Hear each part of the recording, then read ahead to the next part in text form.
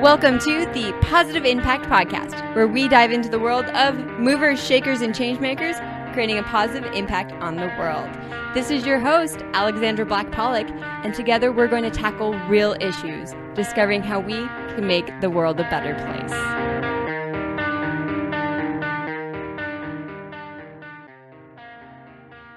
Well, movers and shakers, you're joining us for our first ever bonus episode. We typically don't do this because we go in depth with our Stories of the Field episode every Friday, but today was a little unique. First, it is the 6th anniversary of that devastating earthquake in Haiti. And last week, we featured 2 compelling episodes in Haiti talking about this incredible recovery that the country is making. First, we had a riveting episode with Julie Colombino from Rebuild Globally and Dumais Designs.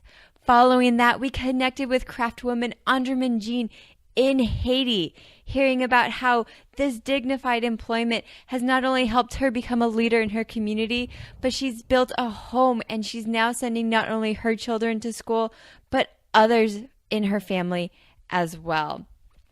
For that Stories from the Field episode, we had translating for us the incredible Sarah Sandsted. Since we were connecting with her, we decided to take a few moments to hear what she was seeing in Haiti today. That is what you are about to listen to. Now, if you listened to Andremene's episode, you were valiant and bared with us for our subpar internet connection. While we go in and out a little bit today and have a few moments of fuzziness, I promise that this in-depth look at the mission and reality behind both Dumais Designs and Rebuild Globally is worth it. Without further ado, here is our connection with Sarah. Sarah, obviously Rebuild Globally and Dumais Designs are such incredible organizations, but I'm very curious, what is your role with both companies? My role with Rebuild Globally is the Global Operations Director. That's a recent change. Up until really recently, I was the country director here in Haiti, but now my role is changing to be a little bit more globally focused so that we can expand this same model, not only throughout other parts of Haiti, but throughout the world. So my role with Rebuild Globally is essentially that I work here in Haiti to help continue to incubate this small business that we've developed over the last 5 years and to create opportunities for growth and expansion and for that we are following sort of the local standards that need to be followed in this country. I have a long experience in Haiti, and so I came on board with, as you know, having a perspective that I think helped bring the company to just a level of really trying to start following more and more of the procedures locally. And so that's sort of been my role over the past couple of years, is registering us as a legal entity here in Haiti, taking care of a lot of the logistical and administrative pieces that are sort of important to, doing good business in this country. And then my role with the Haitian business, Dumais Designs, is really, I am a part shareholder in the company, as well as 3 of our Haitian managers who are shareholders in the company. And I serve on the board of directors for the company as the vice president. Now, Dumais Designs is a little different because reading through and learning about it, it's more company owned, and it's not necessarily yourself and Julie who are the quote unquote owners of this company. That's correct. One of the things that we thought was very important in terms of cultivating local ownership and local leadership was to ensure that some of our staff owned part of the company. Our dream is that one day every staff member that's here in Haiti, or in other parts of the world, when we expand this model to other parts of the world, but speaking about Haiti specifically, our hope is that everyone would be able to purchase some of the shares and really feel like they are part owners in the company. But to start, we decided to elect 3 of our Haitian staff who are management in the company and who have been with us the longest to own some of the shares in the company, so that not only were they managers and therefore leaders, but so that they were also owners and felt a different kind of connection to our work. Connected with the community, making sure you're following the rules there, cultivating local, not only leadership, but ownership. How has this helped chart a different type of path for Dumais Designs? And how have you guys made different choices because of this incredible emphasis on being a Haitian company?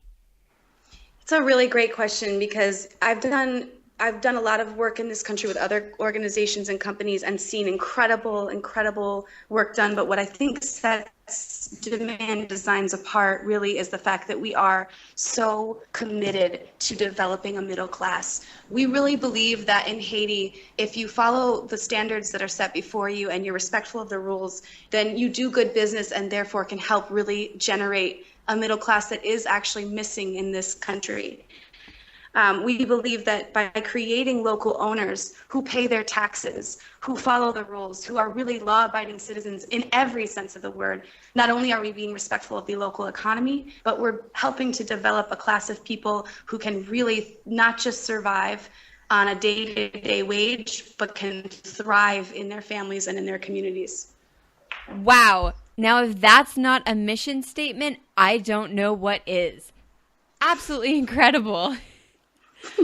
You're so good. Thanks. You guys are actually making some incredible change. And one of the things that's very fascinating about today is you had so many different craftsmen and women to choose from to come to this interview, but you chose Andremene. Why was her story so compelling? Every single one of our craftsmen and women have a story that's worth telling. They're such beautiful people, and really I've come to love each and every one of them with an equal level of admiration. Andremene, however, I chose to bring today because every day I see progress in her life. She really is, I think, the poster child really for how dignified living wage employment can change someone's life. When she came to us in 2011, from what I'm told, she could not really even hold a pair of scissors. She'd never had a craft. You know, as she mentioned earlier, she'd been in trash collection and in the cleaning industry, cleaning people's homes and washing laundry. And so she was really what Haitians might consider sort of lower class.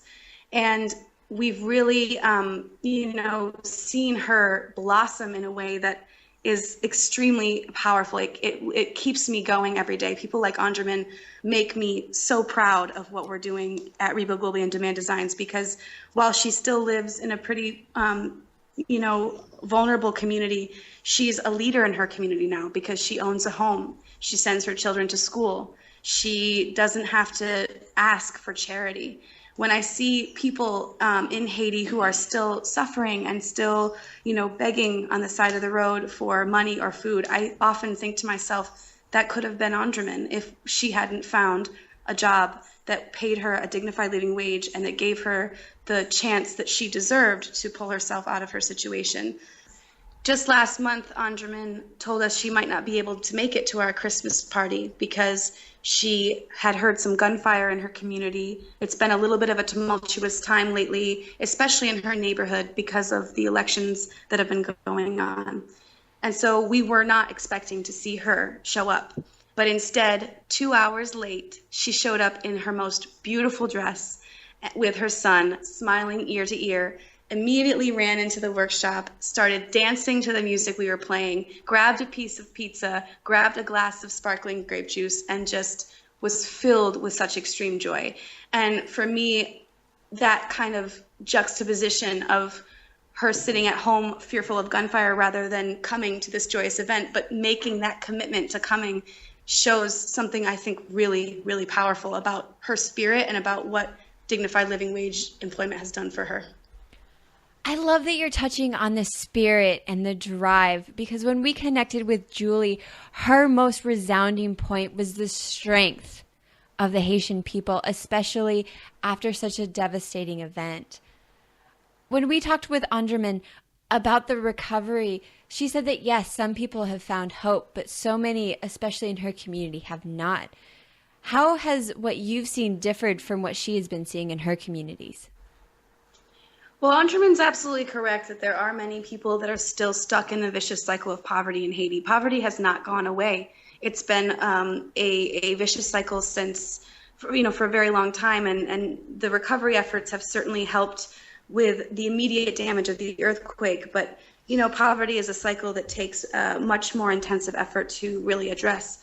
That being said, I believe that Haiti is not represented well in the media in terms of touching on how much really has happened in this beautiful country post-earthquake. In the last 6 years, so many people have moved out of tents and into homes. So many people have found work. The tourist industry has increased substantially. New hotels have been built. New restaurants have been built. And, that often is met with criticism. Why are you building hotels and restaurants when people are still living in tents? But my counter argument would be, how can you create jobs for people unless you start focusing on things like restaurants and hotels and tourism? We always say at our workshop that the more tourists we have here in Haiti, the more people will buy sandals and the more people we can employ. And I think, Andremene is a real testament to what employment can do.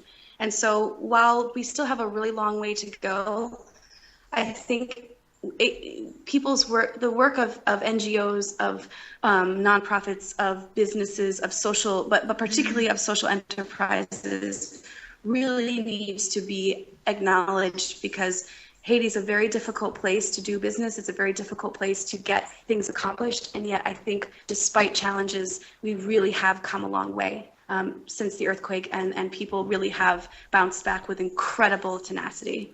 Well, we're not only looking forward to more incredible growth in Haiti, but additionally, as you guys expand this mission of dignified living wages globally. Sarah, thank you so much for joining us today.